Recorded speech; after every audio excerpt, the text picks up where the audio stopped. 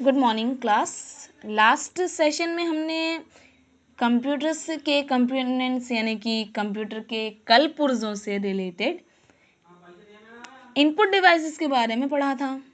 अब हम कंप्यूटर के कल पुर्जों से यानी कि कंप्यूटर के कंपोनेंट्स से जुड़े हुए आउटपुट डिवाइसेस के बारे में पढ़ेंगे। तो सबसे पहले ये पता करें आउटपुट डिवाइस क्या होता है।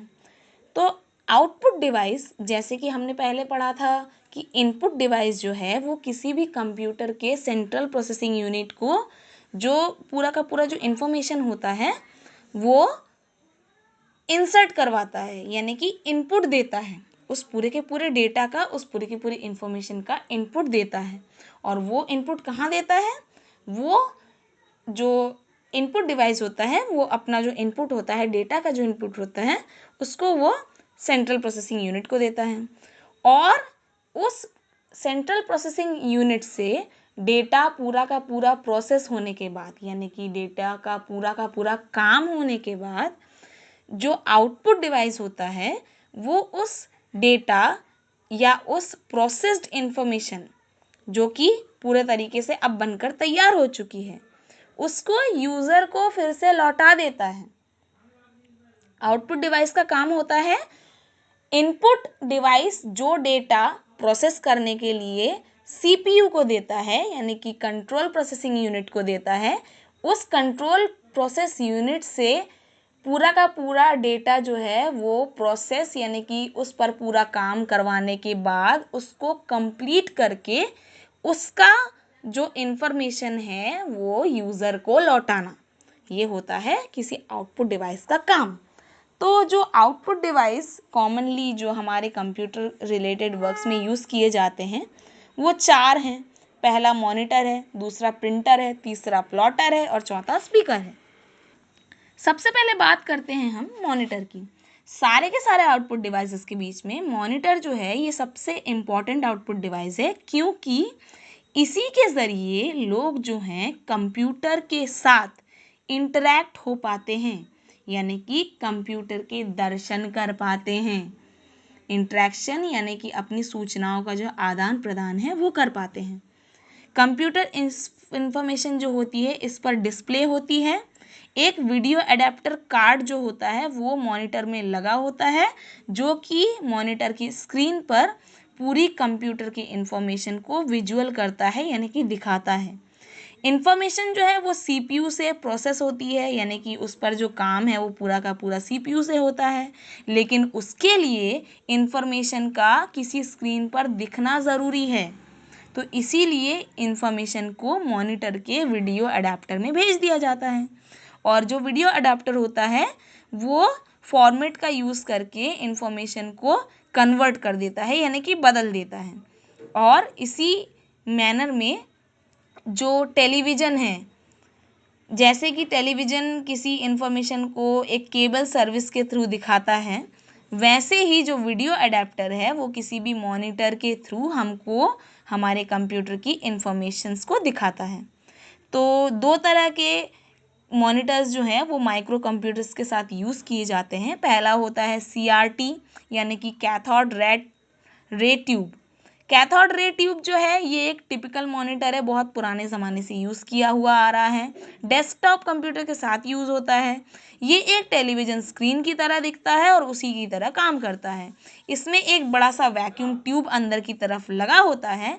इस वैक्यूम ट्यूब का नाम होता है कैथोड रे ट्यूब, इसीलिए इस मॉनिटर को कैथोड रे ट्यूब मॉनिटर कहा जाता है।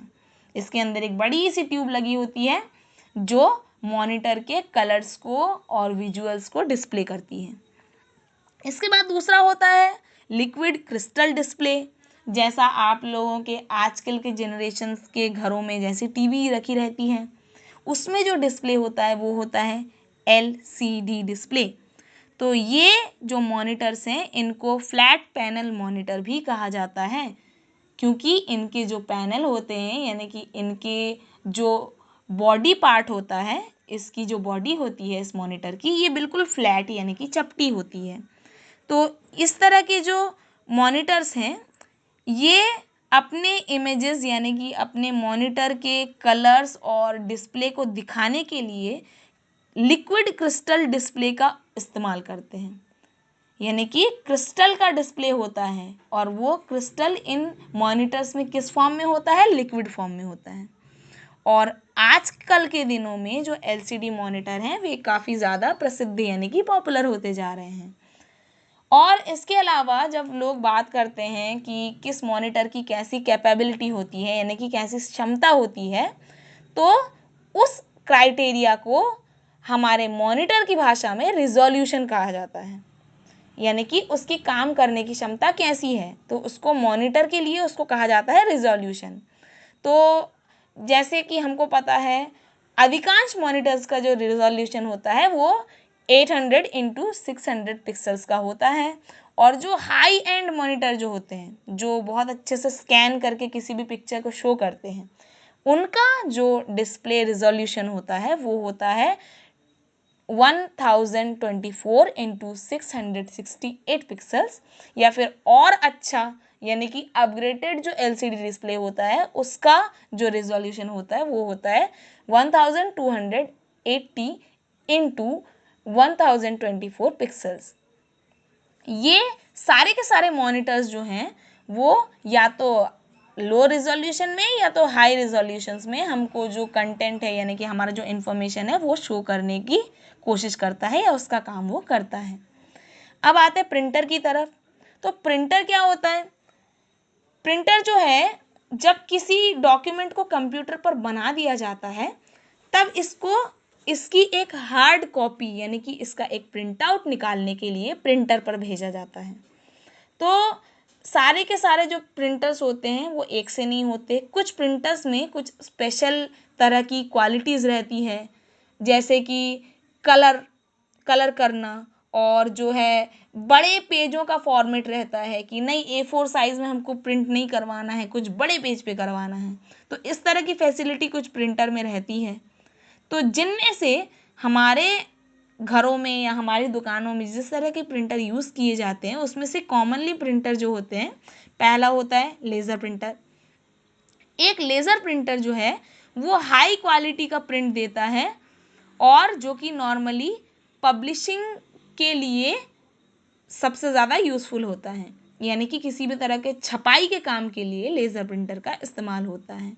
ये बहुत ही तेज़ होता है और बहुत ही क्वाइट यानी कि शांत होता है, और जो लेज़र प्रिंटर है वो बहुत ही आसान तरीके से काम करता है। इसका जो काम करने का जो तरीका होता है बहुत आसान होता है। इसके अलावा इसमें एक और फीचर होता है, वो है ऑटोमेटिक पेपर को ये लोड कर लेता है, यानी कि आपको खुद से पेपर चढ़ाने की ज़रूरत नहीं है। ये अपने सिस्टम में इस तरह से फीड होता है कि ये पेपर को अपनी तरफ खुद ही खींच लेता है और उसमें जो प्रिंटिंग है वो कर देता है। और नो स्मजिंग और messing up of the ink ribbons. इसकी जो इंक रिबन होती है जिससे आपके पेपर पर छपाई होती है उसमें स्मजिंग नहीं होती, यानी कि वो फैलता नहीं है, और मैसअप भी नहीं होता, खराब भी नहीं होता। और जो सबसे तेज लेज़र प्रिंटर होता है वो 1 मिनट के अंदर मोनोक्रोम यानी कि ब्लैक एंड वाइट तरीके से 200 पन्नों को छाप सकता है, और 100 पन्नों को 1 मिनट के अंदर कलर में छाप सकता है। ये होती है इसकी कैपेसिटी। इसके बाद दूसरा प्रिंटर होता है इंकजेट प्रिंटर। इंकजेट प्रिंटर जो होता है वो एक इमेज को बनाकर डायरेक्ट पेपर पर स्प्रे करते हुए, इंक को स्प्रे करते हुए प्रिंट कर देता है। यानी कि एक पेपर आप रखो, उस पर डायरेक्ट जो इंकजेट प्रिंटर से इंक गिरेगा। 64 टाइनी नोजल्स होते हैं। नोजल यानी कि सुई, उन सुइयों से जो इंक है वो आपके पेपर पर पड़ती है, जिससे जो इमेज है यानी कि जो फोटो है वो आपके पेपर पर निकल कर आ जाती है। लेकिन जितना अच्छा, जितना शार्प यानी कि जितना परफेक्ट लेज़र प्रिंटर काम करता है ये उतना अच्छे से काम नहीं करता। लेकिन जो इंकजेट प्रिंटर से जब हम किसी पिक्चर को प्रिंट करते हैं तो उसकी जो क्वालिटी होती है बहुत हाई होती है। इंकजेट प्रिंटर जो है वो डॉट मैट्रिक्स प्रिंटर और लेज़र प्रिंटर के ग्राउंड के बीचों बीच काम करता है, यानी कि डॉट मैट्रिक्स प्रिंटर की तरह भी काम करता है और लेज़र प्रिंटर की तरह भी काम करता है। और लेज़र प्रिंटर की तरह एक इंकजेट प्रिंटर जो होता है ये भी क्वाइट होता है, यानी कि काफ़ी चुपचाप धीमे तरीके से काम करता है, कन्वीनियंट होता है, यानी कि काम करने में इसमें आसानी होती है, लेकिन ये उतना फास्ट नहीं होता जितना लेज़र प्रिंटर होता है।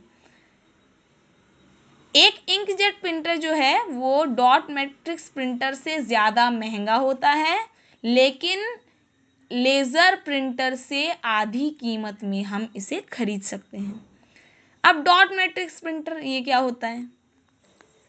डॉट मैट्रिक्स प्रिंटर ये एक टाइम पर बहुत ज़्यादा पॉपुलर था। ये बहुत ही ज़्यादा वर्सेटाइल होता था और मतलब काम करने में इसमें काफ़ी ज़्यादा आसानी होती थी और ये ज़्यादा एक्सपेंसिव भी नहीं होता था, महंगा भी नहीं होता था। तो इसमें जो है जो प्रिंट हेड जो है, प्रिंट हेड यानी कि शब्दों की छाप होती थी और वो पेपर पर डायरेक्ट आकर टकराती थी। जो शब्दों की छाप जो है वो रिबन्स पर लगी हुई होती थी और वो पेपर पर आकर छापती थी, टकराती थी, और जिससे जो शब्द हैं या जो चित्र हैं वो डॉट्स के कॉम्बिनेशन से बनकर निकलते थे, यानी कि चूंकि इस प्रोसीजर से, इस प्रिंटर से जो प्रिंट है वो निकल कर बाहर आता था और डॉट्स का कॉम्बिनेशन बनाकर इस पर कोई भी टेक्स्ट या फोटो यानी कि इमेज जो है वो छपकर बाहर आती थी, इसीलिए इस प्रिंटर का नाम जो है ये डॉट मैट्रिक्स प्रिंटर दे दिया गया। इसमें जो स्पीड है वो कैरेक्टर पर सेकंड में गिनी जाती है, यानी कि 1 सेकंड में कितने कैरेक्टर्स यानी कि कितने शब्द जो हैं वो छपे हैं, कितने अक्षर छपे हैं। और ये जो है ये काफ़ी कम महंगा होता था, यानी कि इसकी जो कीमत है ये काफ़ी कम होती थी, इसीलिए ये काफ़ी ज़्यादा आवाज़ करता था, बहुत स्लो होता था और इसकी जो प्रिंटिंग क्वालिटी जो रहती थी वो बहुत ही ज़्यादा ख़राब रहती थी, उतनी अच्छी नहीं रहती थी। अब नेक्स्ट है लाइन प्रिंटर। लाइन प्रिंटर जो है वो बड़े पैमाने पर बड़े बड़े कंप्यूटर सिस्टम्स के साथ यूज़ किया जाता है, जिसमें जो टेक्स्ट है वो बनकर सीधा डेटा प्रोसेसिंग रिपोर्ट जो है वो तैयार कर सके। बड़े बड़े कंप्यूटर्स के साथ यूज़ किया जाता है। तो ये इतने हाई स्पीड होते हैं लाइन प्रिंटर्स जो हैं, इनकी जो स्पीड रेंज जो होती है वो होती है 100 से लेकर 3800 लाइन 1 मिनट में। 1 मिनट में ये प्रिंटर जो है 100 से लेकर 3800 लाइन तक प्रिंटिंग कर सकते हैं। और पुराने ज़मानों में इसकी जो प्रिंट क्वालिटी होती थी वो ज़्यादा अच्छी नहीं होती थी, लेकिन जैसे जैसे टेक्नोलॉजी में इम्प्रूवमेंट हुआ तो जो लाइन प्रिंटर्स की जो प्रिंटिंग क्वालिटी है वो अब धीरे धीरे सुधर रही है। लेकिन इस लाइन प्रिंटर की जो कीमत होती है वो लाखों रुपयों में होती है, यानी कि ये बहुत महंगा होता है। Next part is plotter. अब प्लॉटर जो होता है वो एक बहुत ही खास तरीके का आउटपुट डिवाइस है। ये प्रिंटर की तरह ही होता है, इमेजेस को पेपर पर बनाकर देता है, लेकिन इसको बहुत ही अलग तरीके से करता है। प्लॉटर जो हैं वो बड़े पैमाने पर बड़े बड़े ड्राइंग्स और बड़ी बड़ी पिक्चर्स को, जैसे कि किसी बिल्डिंग के लिए कोई कंस्ट्रक्शन प्लान, यानी कि किसी बिल्डिंग को किस तरीके से बनाना है, एक बड़ी बिल्डिंग का जो कंस्ट्रक्शन बनाने का जो प्लान है वो, या फिर ब्लूप्रिंट जिससे कि मशीनें बन सकें, तो इस तरीके के बड़े कामों को करने के लिए प्लॉटर का यूज़ किया जाता है। तो प्लॉटर को एक प्रिंटर के पोर्ट से जो है डायरेक्ट कनेक्ट भी कर सकते हैं और अलग अलग पेन के जो कलर के जो पेन होते हैं वो एक क्लिप रैक में अरेंज होते हैं और एक प्लॉटर के अंदर एक रोबोटिक आर्म होती है, यानी कि एक रोबोटिक भुजा होती है।